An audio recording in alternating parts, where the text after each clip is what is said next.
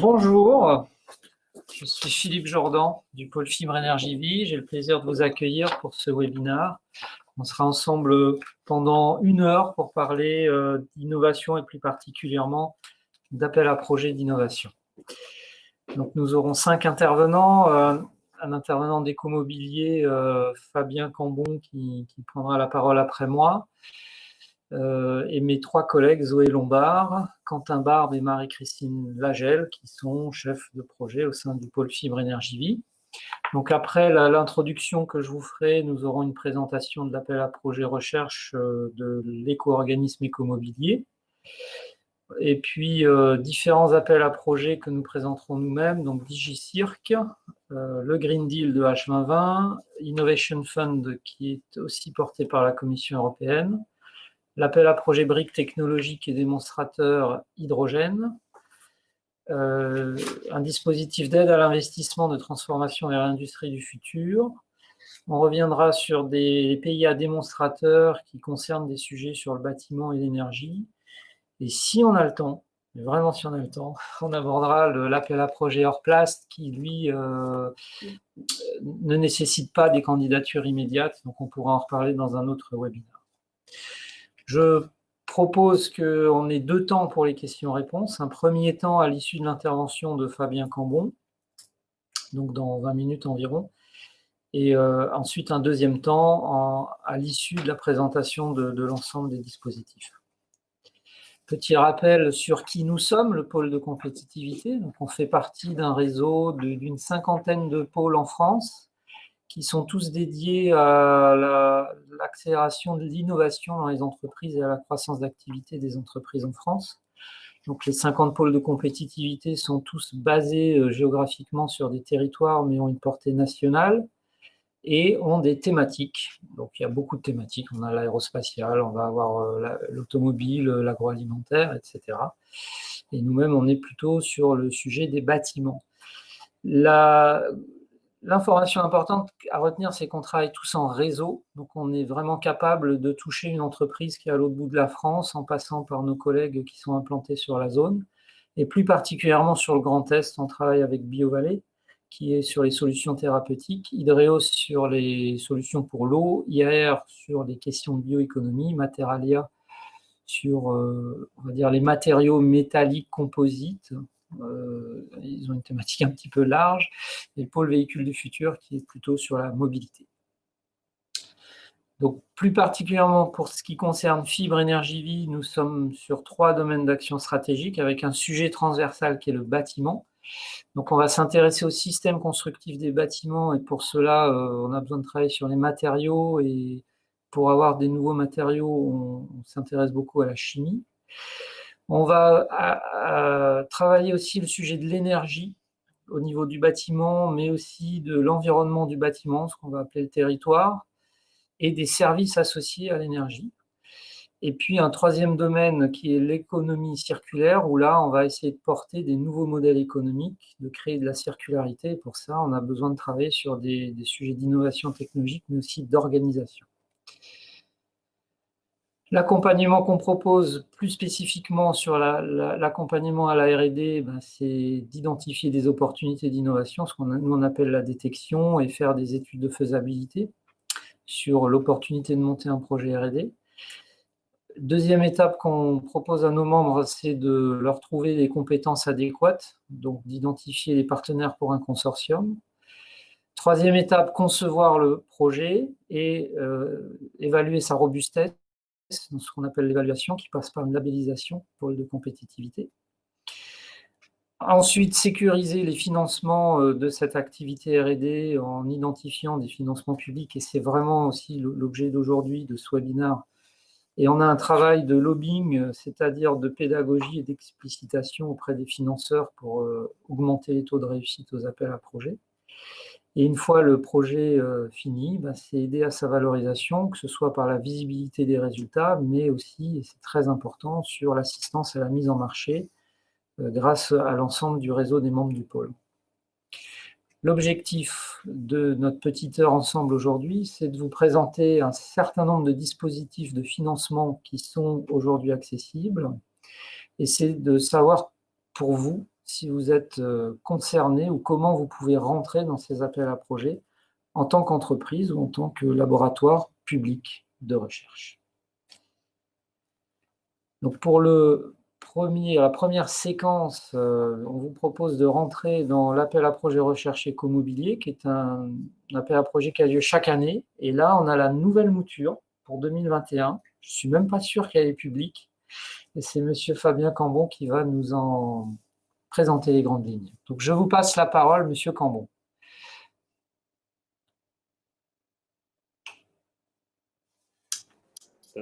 Voilà, je mets là, voilà. Merci beaucoup, merci avant tout de nous accueillir et de nous permettre effectivement de vous présenter cette nouvelle mouture de notre appel à projet pour 2021. Alors, je précise bien que je m'appelle Fabien Cambon, parce qu'il y a eu du François, du Fabien, donc je suis le témoin privilégié pour dire qu'on m'appelle bien Fabien Cambon. Donc, je suis aujourd'hui parmi vous et je suis accompagné de Manon Porquet, qui était également derrière son ordinateur et qui est en charge en tant que chef de projet innovation chez Ecomobilier, qui sera en charge de gérer cet appel à projet quand il sera lancé. Notre temps nous est compté, donc je vous ai fait une présentation dans laquelle on présente rapidement Ecomobilier, mais je ne vais pas m'apesantir parce que je pense qu'il est intéressant, c'est de vous expliciter un petit peu comment on veut ou on entrevoit cet appel à projet donc, sur le bois.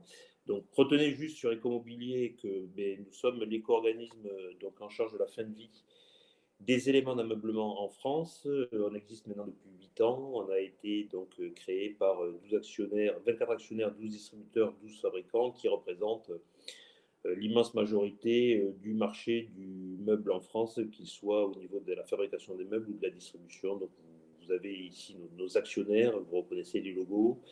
Il faut juste se rappeler également que nous fédérons 5500 adhérents qui, au travers de l'adhésion à Ecomobilier, donc respectent la réglementation sur la responsabilité élargie du producteur. Et donc, nous percevons une éco-contribution donc à l'achat de meubles neufs. Cette éco-contribution étant destinée à mettre en place un schéma opérationnel pour collecter, trier, recycler, valoriser et innover pour le recyclage et la valorisation des déchets d'éléments d'ameublement.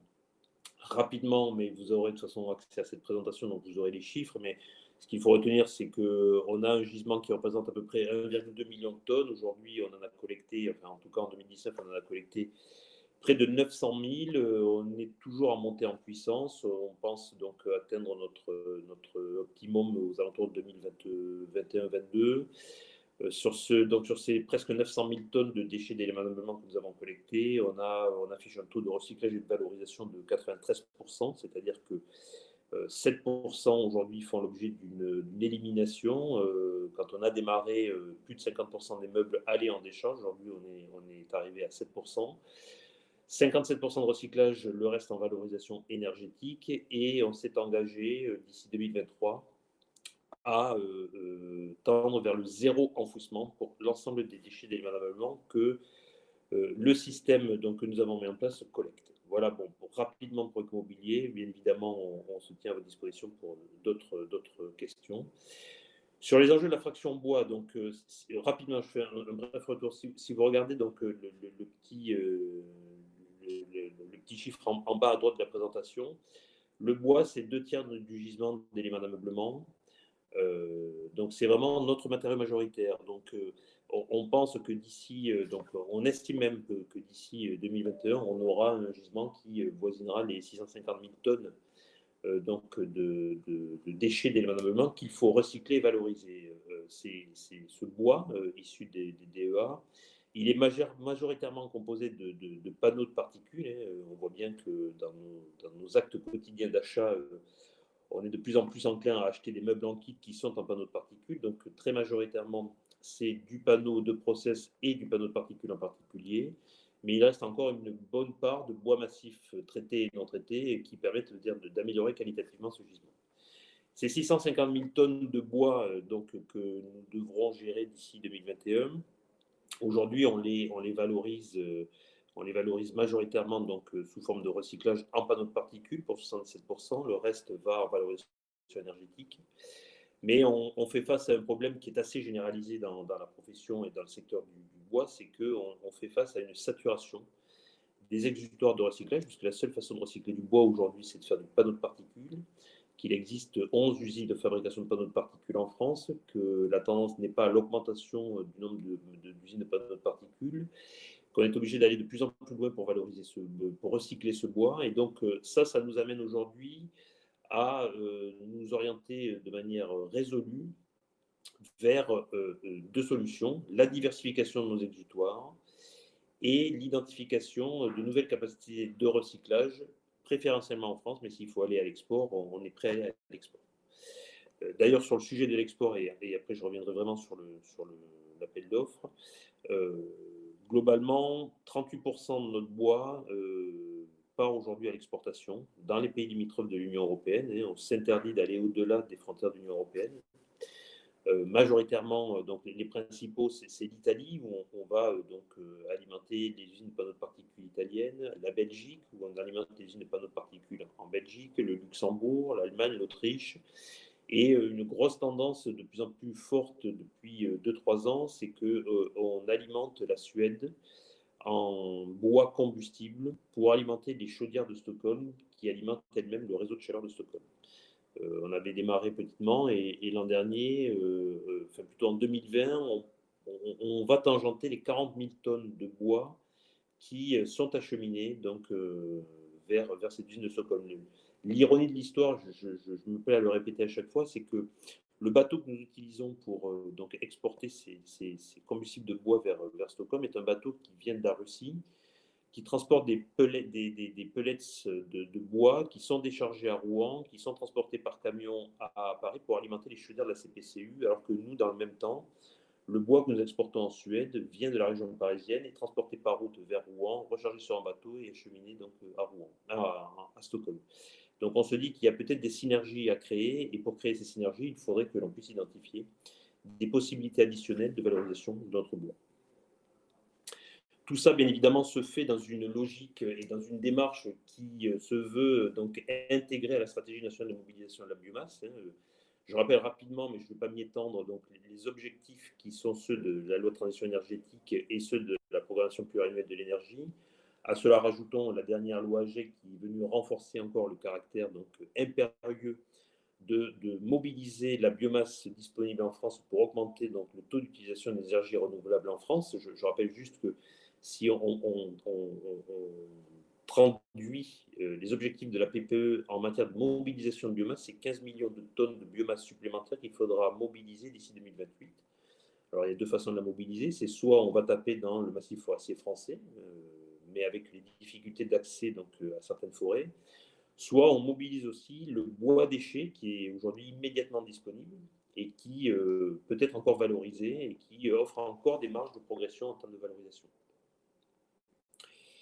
Si on regarde, nous, Ecomobilier, on fait partie du comité stratégique de la filière bois, on a estimé que encore aujourd'hui, pour répondre aux objectifs de la LTECV, c'est-à-dire la réduction de 50% des déchets enfouis, si on le traduit sur le bois, ça représente 1 300 000 tonnes de bois pour lesquelles il faudra trouver de nouvelles façons de valoriser ce bois.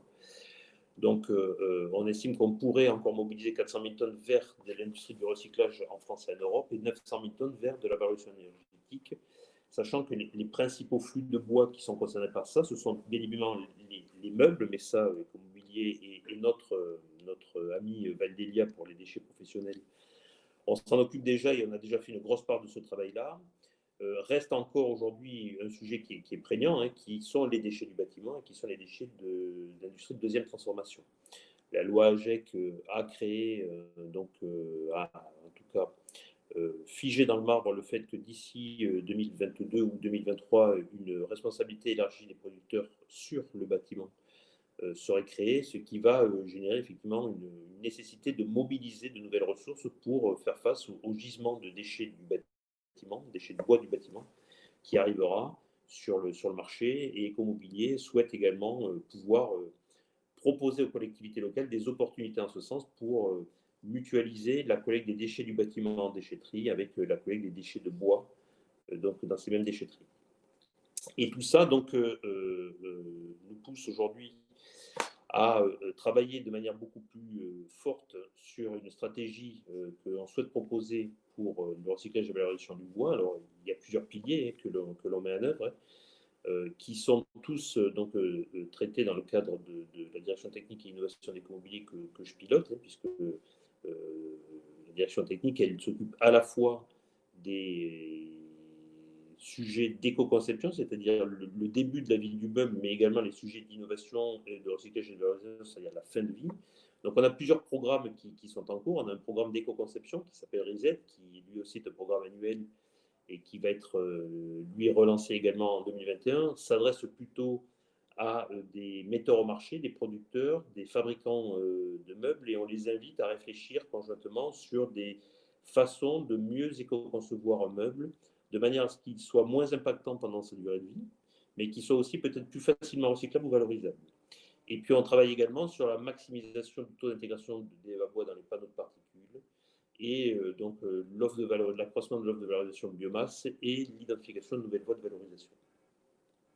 On avait lancé en 2014 donc, des projets en collaboration avec l'ADEME pour trouver de nouvelles voies d'identification, des nouvelles voies de valorisation du bois au travers donc, de 3 projets. Profit DEA qui ciblait plutôt la production de fibres pour la fabrication de panneaux MDF isolants et composites. Un projet qui s'appelait Vadebio en lien avec Séché Environnement qui visait plutôt à obtenir des jus sucrés. Donc c'était un programme qui était plus axé sur la chimie, donc l'obtention de jus sucrés pour ensuite produire des bioplastiques ou du bioéthanol. Et puis un troisième projet porté par Veolia et l'UFCBA qui s'appelait Recyfibre, qui est donc visé à se dire est-ce que le bois fibre issu du MDF, on ne peut pas le recycler dans d'autres usages de type papier craft ou panneaux isolants. De tout cela, on a appris certaines choses, et c'est sur cette base-là qu'aujourd'hui, on souhaite relancer un appel à projet pour 2021. Alors, il devait être lancé à l'origine en 2020. On a pris un petit peu de retard. Alors, le Covid n'est pas la seule justification. La justification, c'est que le maître des écomobilier aujourd'hui, c'est de pouvoir identifier des relais de croissance et de nouvelles capacités de consommation du bois, soit en forme de recyclage, soit en forme de valorisation. La consommation de bois, elle peut être immédiate, c'est-à-dire c'est mobiliser des exutoires qui sont immédiatement opérationnels, qui seraient en capacité de nous proposer des offres pour consommer du bois d'EVA, mais ça peut être également des projets portés par des innovants pour travailler sur des sujets qui aujourd'hui sont à l'état de recherche et développement, mais qui demain pourraient devenir des projets industriels à plus ou moins long terme. Et donc, on a décidé, c'est pour ça qu'on a pris un petit peu de temps et qu'on a souhaité décaler cet appel à projet pour 2021, on a décidé de faire une consultation globale qui s'adresse à la fois à des labos de recherche, des innovants, des industriels qui sont désireux d'innover sur leur process, mais également à des industriels et des opérateurs de gestion de déchets qui sont en capacité de nous proposer des exutoires immédiatement opérationnels qu'on pourra mobiliser immédiatement. Donc, c'est tout type d'acteurs, start-up innovantes, laboratoires de recherche, opérateurs industriels, exutoires finaux. Ça s'adresse donc à l'ensemble d'innovants sur le territoire de l'Union européenne. Deux thématiques sont couvertes par cet appel à projet bois. La transformation des fractions de bois et les nouveaux procédés de valorisation, et je vais y venir dans les prochains slides, je suis encore dans les temps. Il y a 2 dispositifs, ce que je vous disais. Donc, le dispositif numéro 1, qui est vraiment un dispositif de type appel à projet de recherche, qui concerne, on va dire, des projets dont le TRL est compris entre 1 et 6. Et puis, on a un deuxième dispositif qui est un appel d'offres plus classique d'exutoires, qui s'adresse soit à des exutoires qui sont déjà opérationnels, qui sont en capacité de consommer immédiatement de la matière première, soit des exutoires sur lesquels on a besoin de mettre au point une innovation, donc une mise au point finale d'une innovation qui existe, qui a fait sa démonstration, on va dire, de pertinence en laboratoire, qui doit juste être adaptée à un process industriel pour qu'elle puisse, cette innovation, être en capacité de consommer des DEVA. Ce que nous, on appelle un partenariat d'innovation. C'est-à-dire que c'est un principe dans lequel Ecomobilier va accompagner l'innovant dans un premier temps en l'accompagnant financièrement pour la mise au point de cette innovation. Et dans un deuxième temps, cette innovation va être mise en exploitation. Donc, dans le même contrat, mais dans une deuxième phase de ce même contrat de R&D et d'exploitation. Et à ce moment-là, l'innovant qui aura mis au point, qui aura mis en exploitation cette innovation, sera en capacité de racheter la matière bois à Ecomobilier pour alimenter cette innovation. Donc, je vais y revenir un petit peu plus précisément.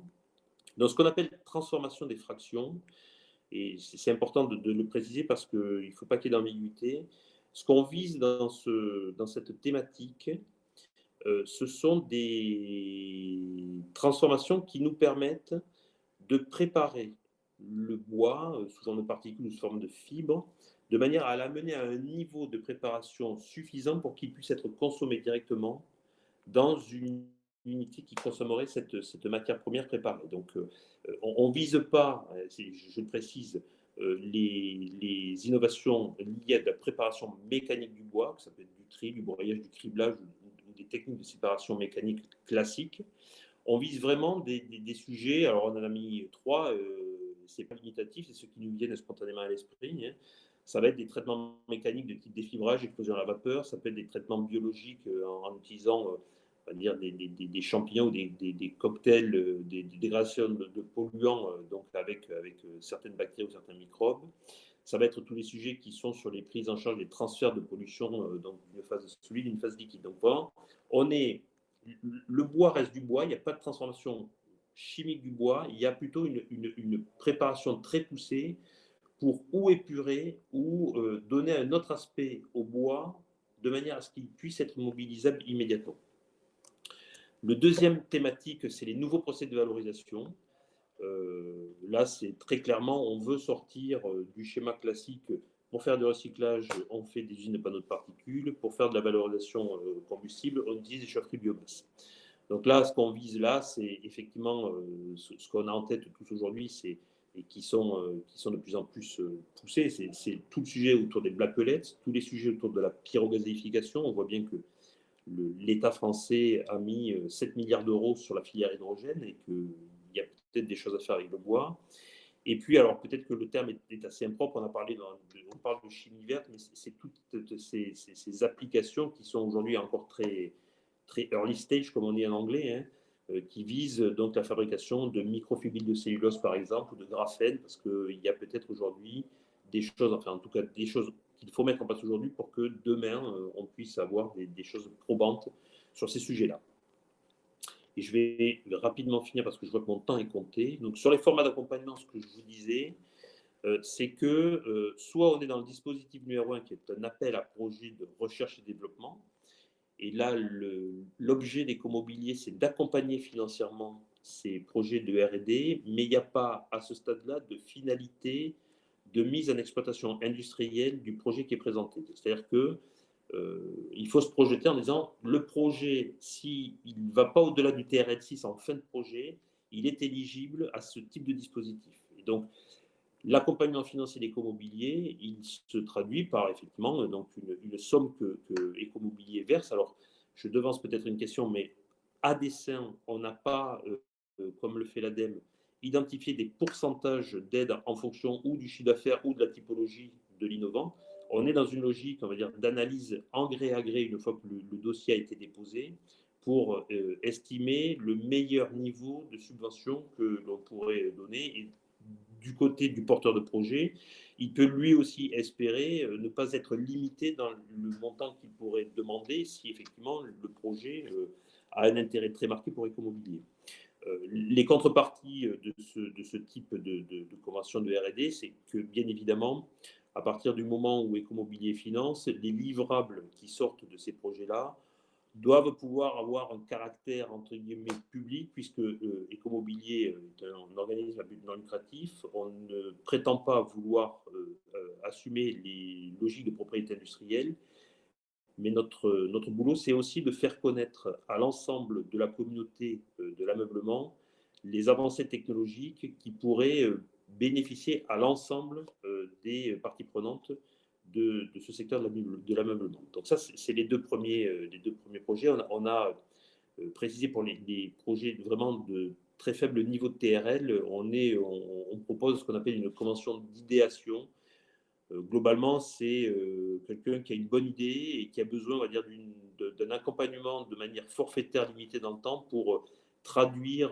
sur la base d'un petit pilote ce que pourrait être cette idée ou de la mettre en termes concrets pour qu'on puisse avancer sur ce sujet-là.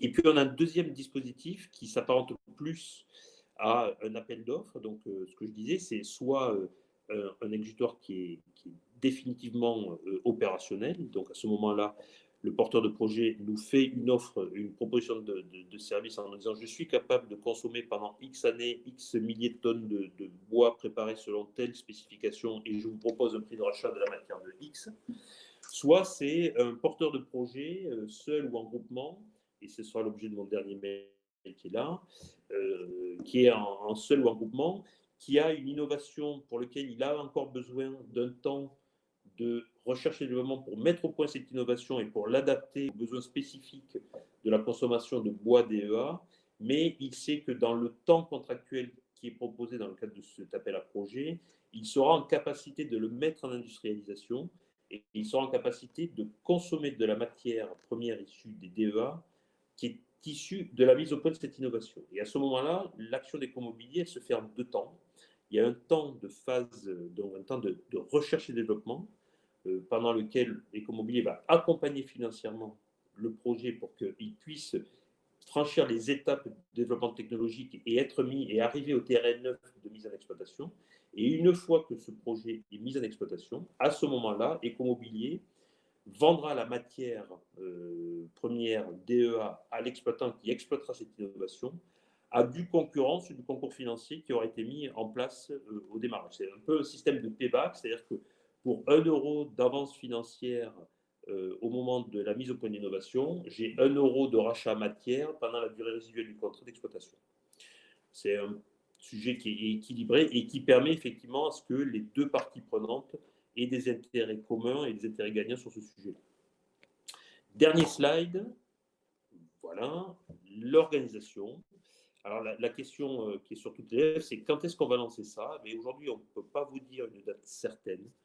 On a pris pas mal de retard sur la mise au point de ce projet. Ce qu'on sait, c'est que ce sera lancé dans le mois de janvier, dans le courant du mois de janvier. Donc, on a prévu de faire donc un événement de lancement avec un webinaire pour présenter l'ensemble de la démarche et les règlements de consultation. Et ensuite, on s'inscrit sur un phasage qui devrait durer entre 5 et 6 mois avant donc, la mise en place d'un contrat et le démarrage du projet. Et voilà, j'en ai terminé. J'ai un petit peu dépassé, j'en suis désolé.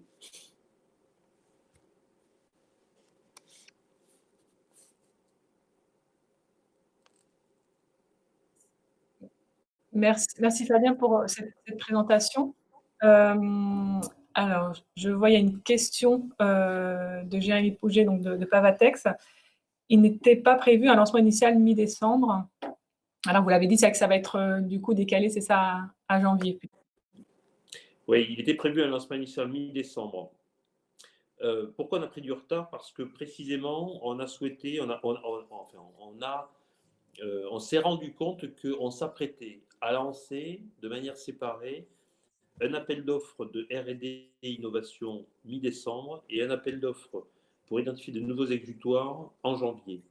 Et on s'est dit, c'est dommage de lancer avec un mois de décalage, de brouiller finalement la communication qu'on ferait autour de ça, puisqu'on ne comprendra pas pourquoi il y a deux communications qui sont différentes.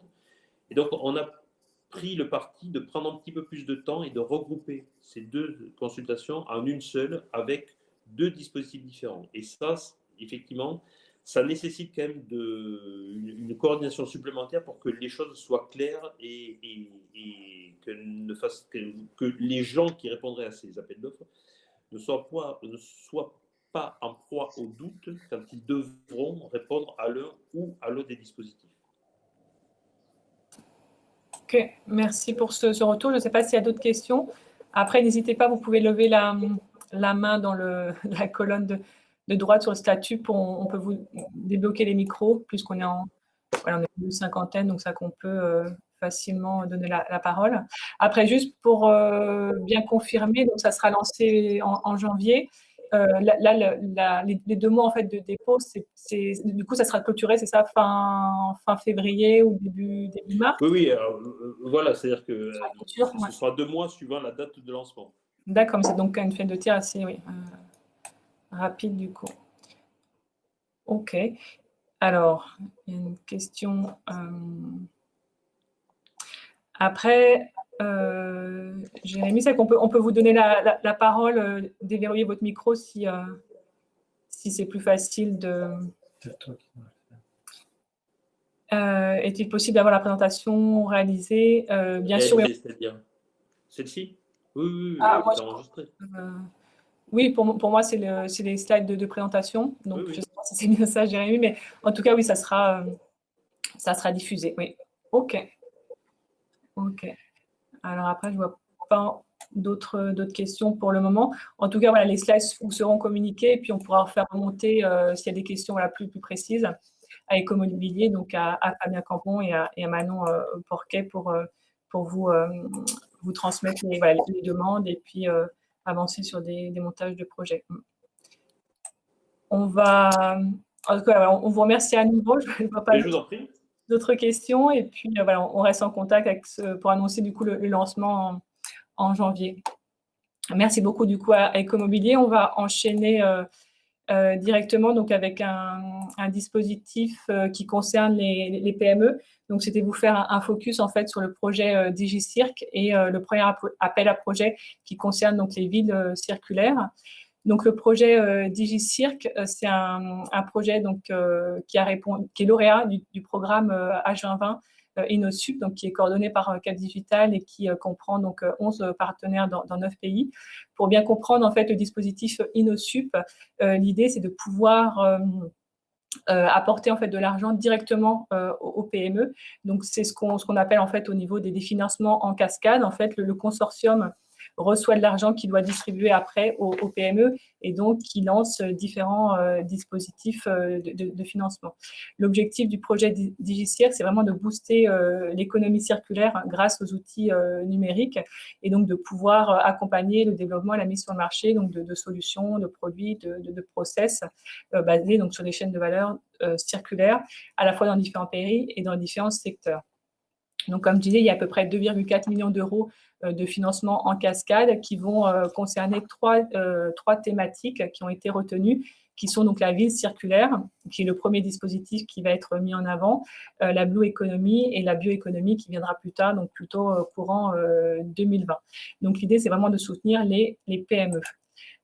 Donc, le premier appel à projet qui concerne les villes circulaires est lancé. Donc, il est ouvert et il se clôturera donc en janvier 2021.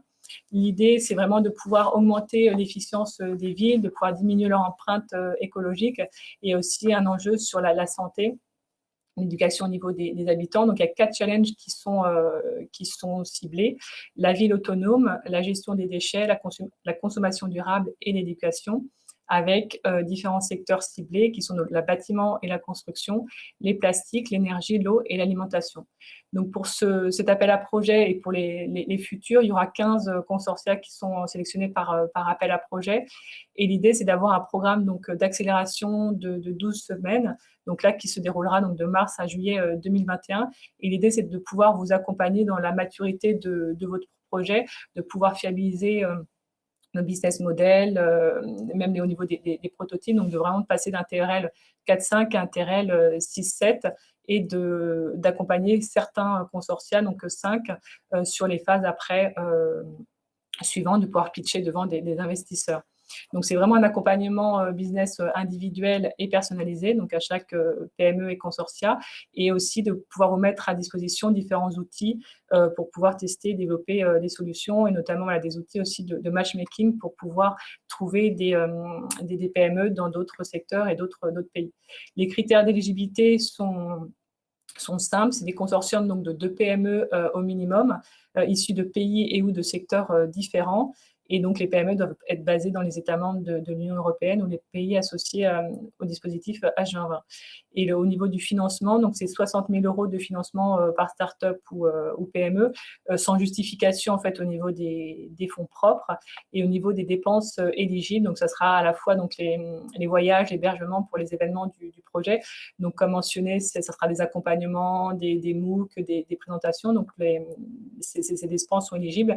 Et après, donc, des coûts qui sont justifiés pour le développement de l'innovation à hauteur du coup des 60 000 € par PME.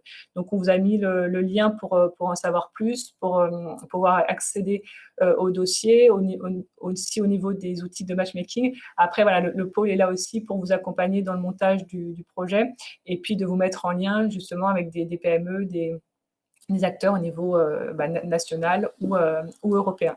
Donc, pour rappel, la clôture est le 14 janvier, pardon, excusez-moi, je fais 2 jours là-bas, le 14 janvier 2021. Donc voilà pour ce dispositif. Donc n'hésitez pas à revenir vers nous si vous voulez en savoir plus, si vous voulez candidater. On pourra aussi vous mettre en relation avec donc Cap Digital qui pilote le dispositif. Et je donne la main maintenant donc à Marie-Christine pour vous présenter donc un autre aspect de projet européen. Merci Zoé. Donc du coup, bonjour à tous et toutes. On va continuer sur les projets européens. Donc je vais vous parler des calls donc H2020, donc les calls Green Deal.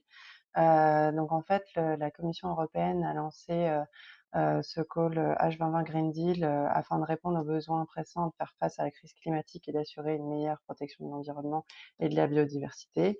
L'ambition est vraiment de mobiliser la recherche et l'innovation pour lancer des transformations environnementales, sociales et économiques nécessaires au sein de l'Union européenne. Le budget total de cet appel H2020 Green Deal est de 983 millions d'euros. L'appel est divisé en 8 domaines principaux et 2 domaines horizontaux, donc que vous avez ici, et j'y reviendrai juste après.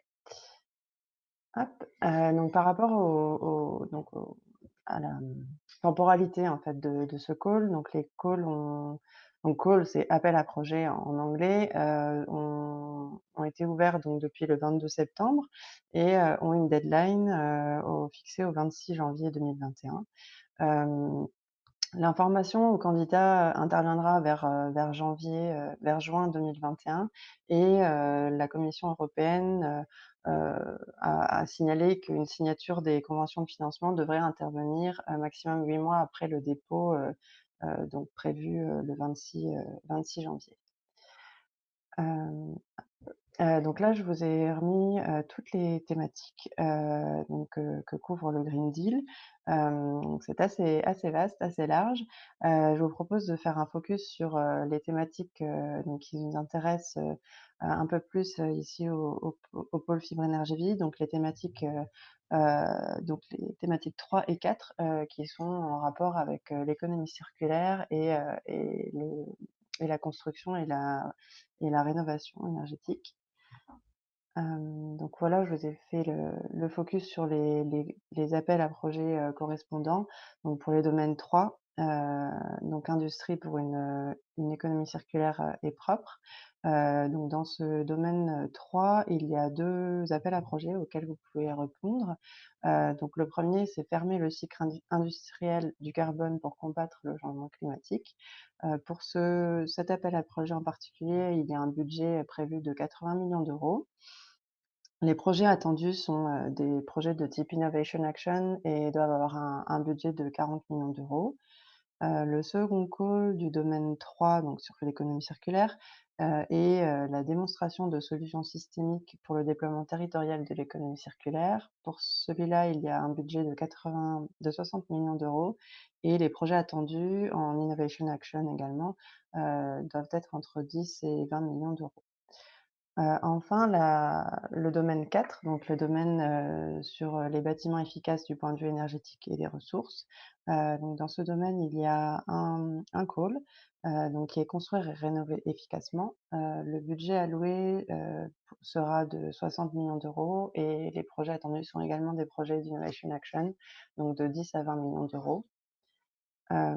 Donc par rapport à des précisions par rapport au financement, donc là sur les calls en particulier, là ce sont des innovation actions, ce qui veut dire que les aides, vont être, donc des subventions, à 70 pour voilà des partenaires, industriels et portées à 100 pour les entités à but non lucratif comme, les partenaires de recherche. Les dépenses éligibles sont globalement tout ce qui est coûts directs, donc de personnel, de sous-traitance, de soutien financier à des tiers et des autres coûts directs. Comme je vous ai dit, donc c'est un dossier qui a déposé, avant le 26 janvier 2021 sur, donc le Funding and Tenders. Donc c'est le site où vous trouverez, pour chaque call, il y a vraiment une page spécifique, où vous retrouvez tous les détails, de l'appel à projet, du call et avec, le petit bouton qui vous permet en fait de commencer la soumission. Donc par rapport à cela, je vous ai aussi également mis quelques liens utiles, donc où, sont repris tous les calls, donc de toutes les thématiques, Green Deal, où il y a toutes les informations, intéressantes, donc les budgets, les liens aussi sur, des webinaires de présentation, en français, sur chaque call.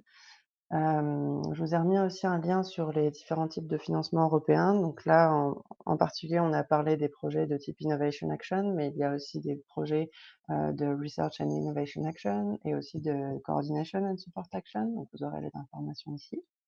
Et enfin, un lien sur, donc qui va sur le site de Horizon 2020, donc en français où, des partenaires, se sont signalés pour, justement, participer et rentrer dans un consortium en montage ou pouvoir, signaler le fait qu'ils voudraient porter un consortium. Hem donc sur cela, n'hésitez pas à prendre contact avec nous si vous avez déjà voilà, un consortium en montage ou si vous manque des partenaires pour terminer le tour de table ou si, vous souhaitez rentrer dans un consortium en montage. Nous avons pu identifier, quelques consortiums en montage pour ces calls en particulier, donc sur les domaines de 3 et 4. Voilà, donc pour tout ce qui est, sur le Green Deal. Donc je voulais aussi vous parler, d'un autre, type de financement européen, donc ça a été lancé en 2020, donc c'est les Innovation Fund. Donc en fait, c'est l'un des plus importants programmes de financement pour la démonstration commerciale, j'insiste bien là-dessus, de technologies innovantes à faible émission de carbone. Donc ceci afin de soutenir la décarbonation de l'Europe et sa transition vers la neutralité climatique. Donc comme je vous ai dit, il y a eu un premier call lancé, cette année en 2020, donc pour des projets à grande échelle. En tout, jusqu'à 2030, il y aura un budget de 10 milliards d'euros à investir. Donc là, on parle bien d'innovations, qui sont en rapport avec la neutralité climatique, mais d'innovation commerciale, donc des projets qui ont une maturité, avancée et voilà, enfin prêts à partir, à mettre dans le voilà, enfin développer commercialement. Hem, donc du coup, pour cela, il y a des thématiques bien fléchées. Je vous ai mis, ici, donc les différentes, les différents, les différents secteurs, donc les technologies et procédés innovants à faible émission de carbone dans les industries à forte intensité énergétique, y compris les produits remplaçant ceux à forte intensité de carbone, le captage et l'utilisation du carbone, la construction et l'exploitation de captage et stockage du carbone, et la production d'énergie renouvelable innovante et enfin le stockage d'énergie. Donc il y a eu un premier appel à grande échelle et là, en fait, je voudrais vous parler des Innovation Fund car depuis le 1er décembre, il y a eu en fait un lancement, donc Small Scale Call, donc des projets à plus petite échelle. Ça a été lancé le 1er décembre et la date de clôture est fixée au 10 mars 2021. Donc le but, en fait, est de distribuer et d'aider, les entreprises, pour leurs dépenses d'investissement, de capital. La commission va intervenir à maximum 60 de ces dépenses. Il y aura donc pour le tout, le call sur les projets à petite échelle, il y aura 100 millions d'euros qui vont être distribués. Et les projets, ciblés sont des projets où, il y a des dépenses d'investissement de capital, comprises entre 2,5 millions et 5 millions d'euros. À savoir aussi que si, la commission, juge que le projet est très intéressant, très innovant et a vraiment un fort potentiel, mais que la maturité commerciale n'est pas encore totalement atteinte, la commission va pouvoir proposer une assistance au développement du projet avec, un support de la part d'experts, de la banque d'investissement européenne. Il y aura, à peu près, oui, 20 projets qui pourraient être retenus pour cette assistance. Hem Donc par rapport un peu au cadre, donc par rapport à la candidature, donc c'est un dossier à déposer en une seule étape. Donc les projets à grande échelle, c'était en 2 étapes. Là, pour les petits projets, c'est en une seule étape. Clôture le 10 mars, je vous l'ai déjà dit. Les résultats, vont intervenir vers août, 2021 et pour une attribution des aides vers le dernier trimestre, 2021. Je vous ai mis 3 liens ici, donc l'appel à projet qui est publié sur le Funding and Tenders et un site dédié vraiment à Innovation Fund et enfin un lien, donc qui a eu lieu, d'un webinaire qui a eu lieu hier, de présentation, des projets, Innovation Fund à plus petite échelle avec un peu aussi une explication de ce qui est attendu et aussi, de la démarche de soumission, de vos dossiers. Donc voilà, n'hésitez pas à nous contacter si vous avez, des questions sur le Green Deal Innovation Fund, pardon, et je vais redonner la parole à Philippe Jordan pour la suite. Merci Marie-Christine. Merci. Ce qu'on peut souligner, c'est les budgets, des fois, apparaissent très élevés dans les projets européens, notamment le Green Deal. On parle de projets de 10 à 15 millions d'euros. Et là, le rôle du pôle, c'est vraiment de vous greffer sur des consortiums qui sont en montage, qui sont généralement des consortiums avec une dizaine de partenaires. Et on a une vraie valeur ajoutée à ce niveau-là. Donc, il ne faut pas être inquiet par le montant du projet. Ça reste des sujets, certes ambitieux, mais dans lesquels le partenaire français va avoir sa responsabilité, son périmètre à lui. Et notre rôle à nous, c'est de vous greffer sur ces grosses opérations. On va rester dans l'économie circulaire avec un sujet sur un vecteur énergétique qui commence à monter en puissance, qui est l'hydrogène. Donc là, on est sur un appel à projet français du programme investissement d'avenir opéré par l'ADEME, qui s'appelle Briques technologiques et démonstrateurs hydrogène. Donc l'objectif, c'est d'améliorer les composants des systèmes de production et de transport d'hydrogène et d'encourager des projets de démonstrateurs, de pilotes ou de début de commercialisation. Donc assez classiquement, ces candidatures doivent être innovantes par rapport à l'état de l'art et doivent bien citer des verrous à lever. Ce qu'il faut noter, c'est qu'on attend dans cet appel à projet des TRL très élevés, donc 8 ou 9, c'est-à-dire qu'on est vraiment dans la dernière mise au point R&D plus D d'ailleurs que R avant commercialisation. Il est demandé, mais ça c'est assez classique dans les dossiers PIA, une capacité financière et opérationnelle assez solide du partenaire. Ce qui est quand même intéressant à noter, c'est qu'il y a la règle du 1 pour 1 qui est maintenant clairement écrite. Jusqu'à présent, elle était orale. Donc cette règle du 1 pour 1, ça veut dire que pour bénéficier d'1 euro d'aide publique, il faut avoir un montant équivalent en capitaux propres ou équivalent en capitaux propres. C'est-à-dire si vous voulez 200 000 euros d'aide, il faut que vous soyez capitalisé grosso modo à 200 000 euros. Donc maintenant, c'est une règle qui est écrite. On attend des bénéfices sociaux et filières dans ces appels à projets, donc c'est quand même une dimension extrinsèque au projet qui est prise en compte, de même que les bénéfices environnementaux. On reste dans une logique de développement durable, donc on est obligé d'amener des preuves que on a une démarche d'éco-conception, que les impacts CO2 sont maîtrisés. et qu'on est sobre dans les approches que l'on fait. Et évidemment, un bénéfice économique comme tous les PIA, c'est vraiment le business model qui pèse à presque 50% dans la sélection. Au niveau des thématiques, l'appel à projet est divisé en 4 axes, on peut répondre à un seul ou à plusieurs. Donc nous, Fibre Énergie Vie, on va être beaucoup intéressé par l'axe 1 et l'axe 2, qui sont respectivement un axe sur les composants des systèmes, donc on est vraiment dans une démarche d'innovation assez classique, et sur l'axe 2, qui sont les pilotes et les premières réalisations commerciales. On a un axe 3 qui concerne les véhicules. Alors nous, on peut travailler cet axe avec nos collègues du pôle véhicules du futur. En tant que pôle bâtiment, on va être plutôt intéressé par la connexion avec les réseaux et l'infrastructure pour la recharge du véhicule ou l'alimentation en hydrogène et moins par le véhicule lui-même. Enfin, l'axe 4 est un axe où on veut de grosses installations puisqu'on parle de puissance supérieure à 20 MW. Donc c'est un sujet qu'on peut regarder, mais en général, on va plutôt s'intéresser, nous, à des électrolyseurs de plus faible puissance. Sur le process global, c'est conventionnel par rapport au PIA, on a une phase de pré-dépôt.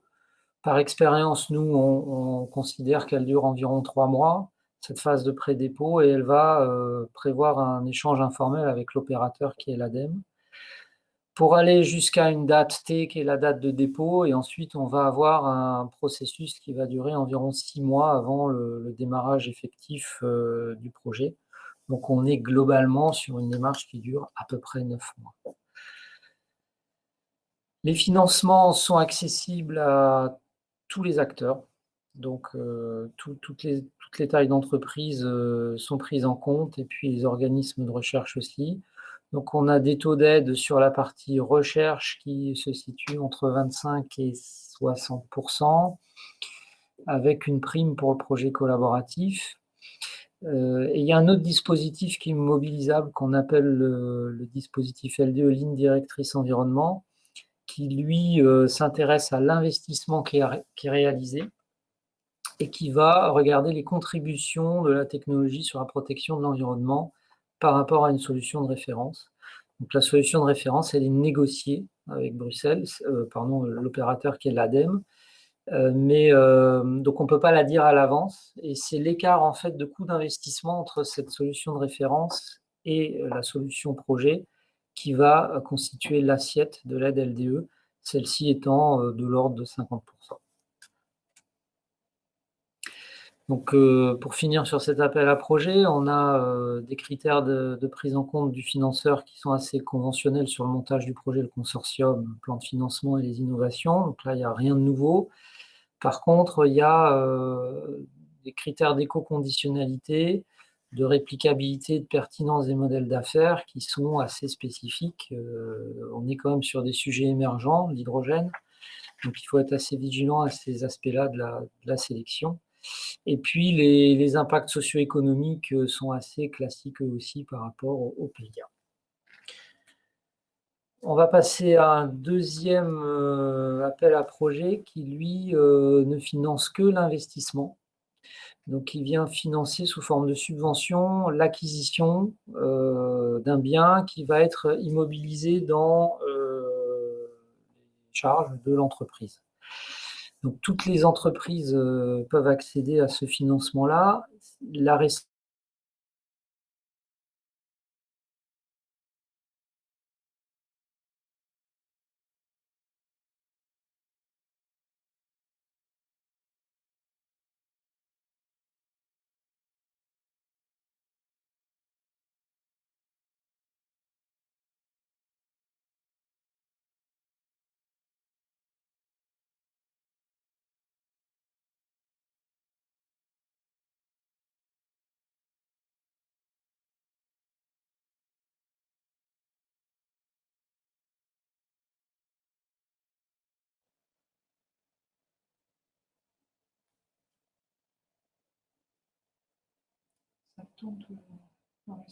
On est très bien connecté. Hein.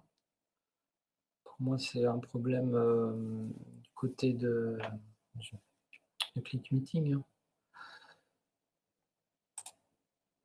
Non, tu peux. Bon, Tu peux continuer, on t'entend, Philippe. Oui, voilà, donc des équipements, parce que l'affichage a été modifié chez moi du coup, des équipements de calcul et puis tout l'environnement commande numérique de l'entreprise sont éligibles. Alors comment ça se passe? Donc, quand je disais que toutes les entreprises sont éligibles, bah, c'est dans le cadre des règles de minimis. Hein, on peut avoir une aide qui va jusqu'à 200 000 € en appliquant un taux de 40% sur le coût de l'investissement.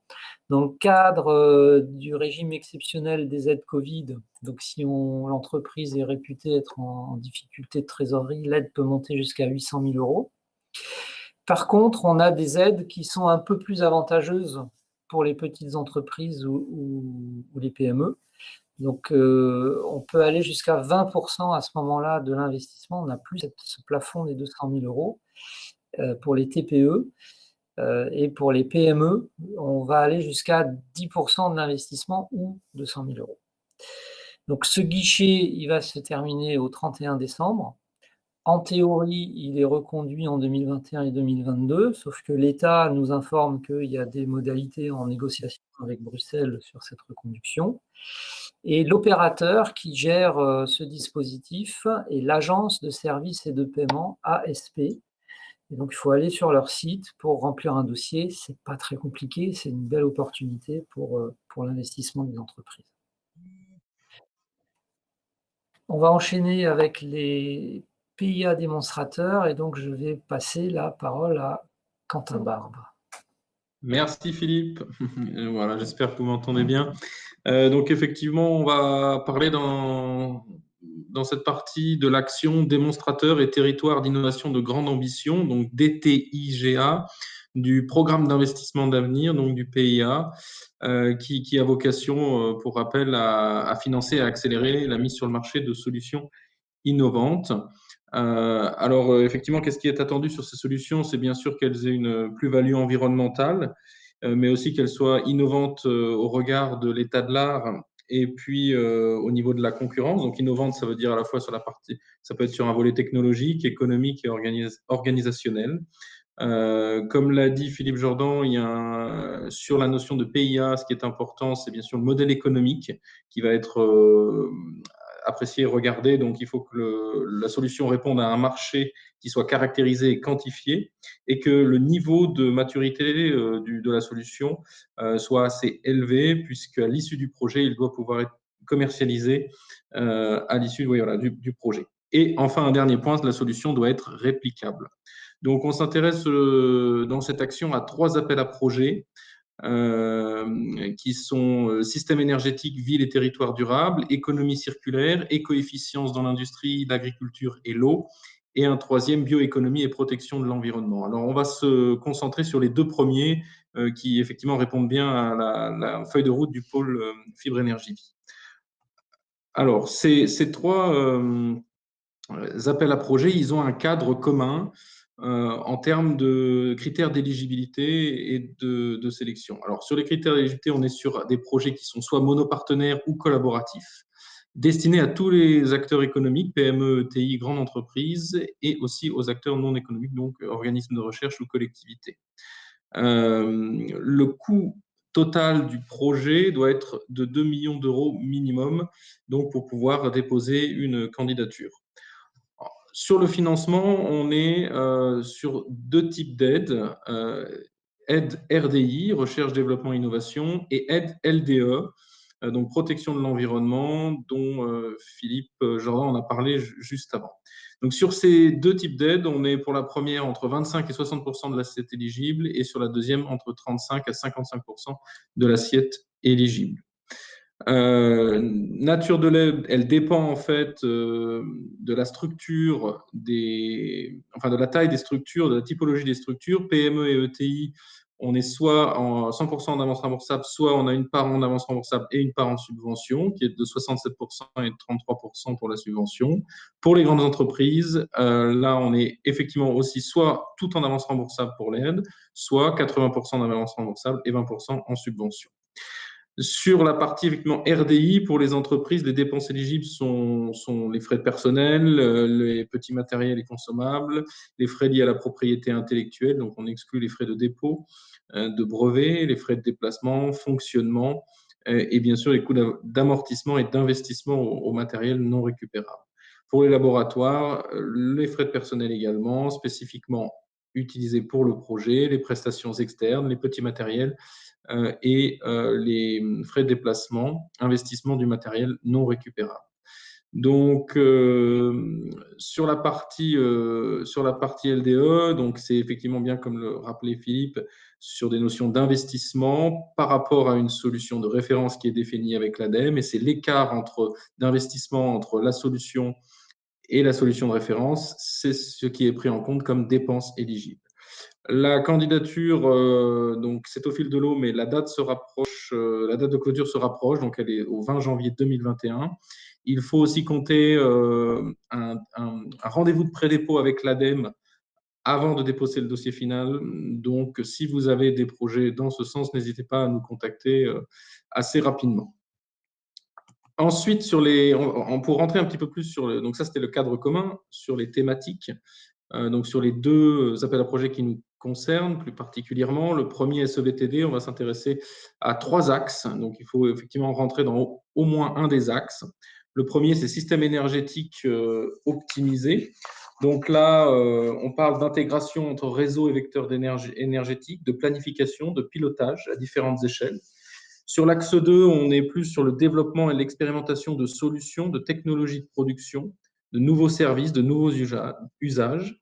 Sur l'axe 3, optimisation environnementale à l'échelle d'un bâtiment, îlot ou territoire, on va parler de développement en fait d'une dynamique, de création d'une dynamique de massification de la rénovation énergétique des bâtiments, de développement de méthodologies, de technologies, de services pour une meilleure efficacité énergétique à différentes échelles, bâtiments, îlots et territoires. Sur l'appel à projet économie circulaire, éco-efficience dans l'industrie, agriculture et l'eau, on a 4 axes. Donc pareil, il faut effectivement entrer dans au moins un des axes. Le premier, éco-concevoir des produits et des services. Donc là, on est sur l'amélioration des produits ou des services en matière de fonctionnalité, d'allongement de durée de vie. Sur l'axe 2, améliorer l'efficience des procédés de production. Donc là, on est sur l'optimisation de la consommation de matière et des systèmes de production, sur la mise en œuvre de synergies entre acteurs, sur l'amélioration des performances de l'énergie et de l'efficacité énergétique des systèmes de production. Le troisième axe, produire des ressources secondaires et prévenir la production des déchets. Donc, on est sur la prévention et la mise en place de collecte, de tri, la valorisation de la matière. Et le dernier, axe 4, améliorer la gestion du cycle de l'eau. On va être sur des notions de sécurité des installations et des infrastructures, et aussi sur la limitation à la source des pollutions de l'eau. Voilà pour ce PIA démonstrateur et ce focus en fait sur les 2 appels à projets qui nous concernent. Merci Quentin. Donc n'hésitez pas à poser vos questions dans le chat, hein, on est là pour y répondre. L'appel à projet Orplast, c'est un appel à projet pour le recyclage des plastiques qui est vraiment limité pour les PME en termes d'éligibilité et qui est ouvert jusqu'en 2022. Donc je vous propose de ne pas le détailler aujourd'hui. On pourra y revenir puisqu'on a 2 ans devant nous pour postuler. Nous arrivons aux questions-réponses qui semblent ne pas se bousculer. Donc, c'est une bonne nouvelle d'un certain point de vue. Mais on a prévu cette séquence. Donc, n'hésitez pas à vous signaler. Donc, nous sommes à votre écoute.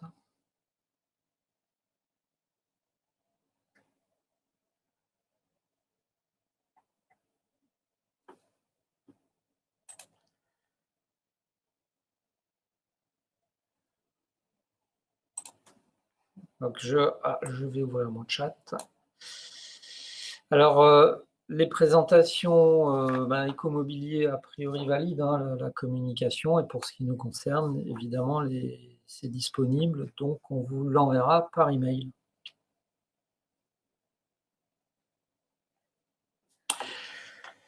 Voilà, nous n'avons pas abordé tous les appels à projets ouverts, parce que statistiquement, je n'ai pas fait le compte, mais je pense qu'on en a plus d'une cinquantaine dans nos thématiques. Donc, on vous affiche là une adresse email générique, les numéros de téléphone.